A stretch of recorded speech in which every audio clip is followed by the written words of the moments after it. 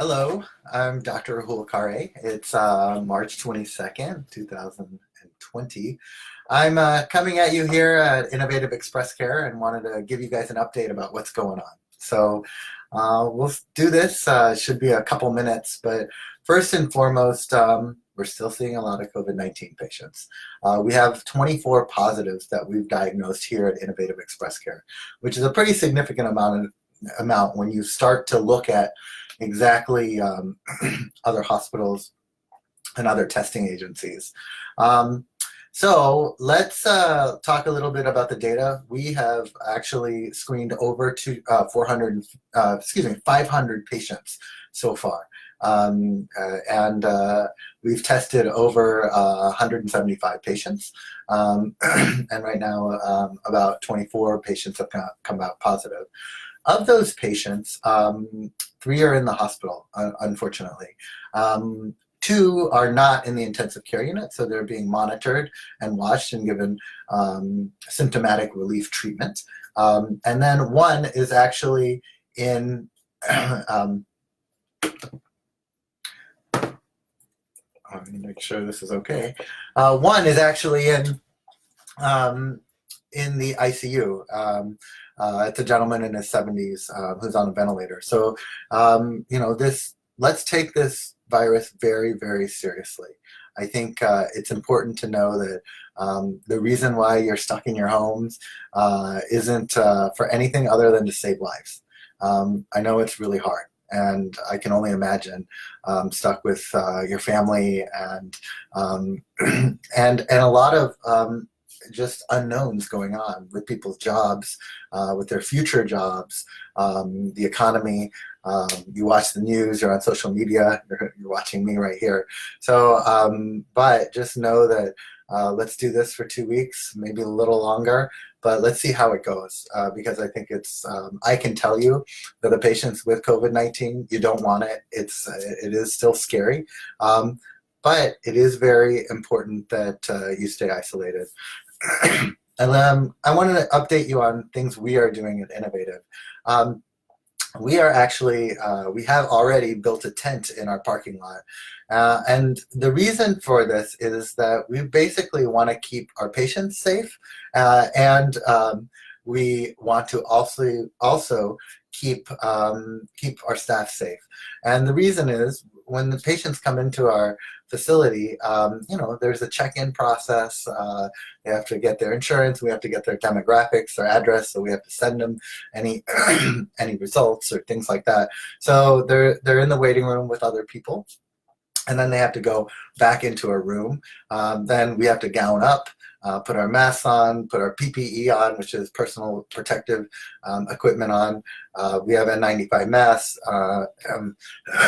excuse me, as well as eye shields, as well as a gown. And then we have to take all those things out while we when we come out and document and go to the next patient.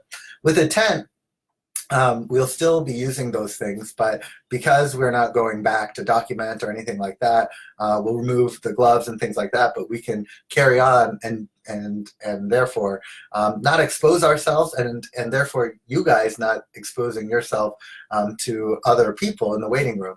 So I think it's really important that the outdoor testing will happen. What we envision this to be is not exactly a drive-through, but like a if you've ever been to Sonic, and no roller skates, but in all honesty, we'll come to you and swab you, as well as listen to your lungs, get pulse oximetry, get a temperature, and get you the treatment you need. Obviously, if you need a chest x-ray, we'll bring you inside for that, but that's the exception and not the rule. So we will be doing tent testing, as well as going to your car, so that you can remain isolated and remain safe. So that's really exciting. We start doing that at 10. However, 10 a.m. tomorrow. But you can't just walk in and get it. Right now, we really want to screen people. You can tell that about 80% of our patients that I screen via telemedicine, they actually don't need the test. So let me tell you the criteria so that you understand. I think having a fever of 100.5 or higher with viral syndrome, like a cough, shortness of breath, runny nose, sore throat, that to me makes you warranted for a test. Now, I want to be very clear here. The CDC is not testing for that. So if you go to the emergency department that is doing only CDC guideline tests, you will be unable to get tested. So I think that's important to know that, because they have to make sure they have enough tests, and they have their guidelines that they have made. I'm in the belief that if you do qualify, if you're not extremely low risk, like if you don't have a fever and you're asymptomatic, I don't really think you should have the test. I know a lot of celebrities are getting the test without symptoms, but I don't know if that's even something we can do for the millions of people we have in Chicago. We just don't have enough tests, so we have to be very careful on that. And so I have to follow some kind of guidelines and not do tests on everyone. We also don't have enough personal protective equipment to do that many tests as well. So I think it's really important that we be conservative, but we are testing those who need to be tested. So we want you to get do a telemedicine visit where we'll spend about 15 minutes with you talking and asking you the questions about fevers and what your symptoms are, and also getting a past medical history, knowing what medications you are important. And if you qualify, we'll have you come to our tent. And if you don't qualify, we'll tell you the things to look out for. And if you start feeling those symptoms, you come to the tent. So you see how it works. It's a screening process, so we don't get overwhelmed with patients. I want to leave on a couple other notes. Thank you for everyone who gave us some goods and who are bringing food, who are bringing toilet paper. We're all good on that now. The only things we're really down on are regular masks, not the N95 ones in particular, but that's for our patients, really. We have ordered a bunch of them, but it's on back order.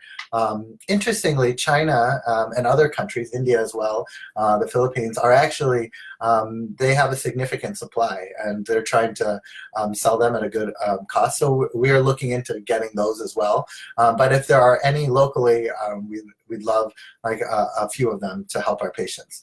And then lastly, during the time of isolation, I really want everyone to keep up your mental health. Like, I can't tell you enough. Yes, there's tragic things going on in this world, on this planet, with the amount of sickness and viruses that are going on. But staying at home and isolated, especially those who have no one with them, it's very isolating. And I think that you need to make sure that you talk to your family members, that you do a video conference with your friends a couple times a week to laugh, to talk about things, to share funny stories.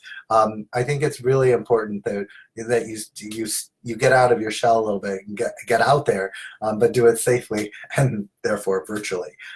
Check on your parents, check on your siblings. Now's the time to reconnect with people. Listen, no one's doing anything. No one has plans. It's important to reach out and yes, binge watch your Netflix show.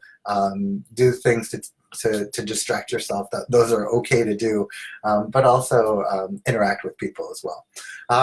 So I will definitely be taking questions. If you want to leave them for me, I'll be happy to answer any of your questions. If you need to find out more about what we do and how we do it, go to innovativeexpresscare.com and then click on COVID, and we will make that website up to date. We'll have this video there and please share this video to your family and friends. But COVID-19 is still going on. It's very strong.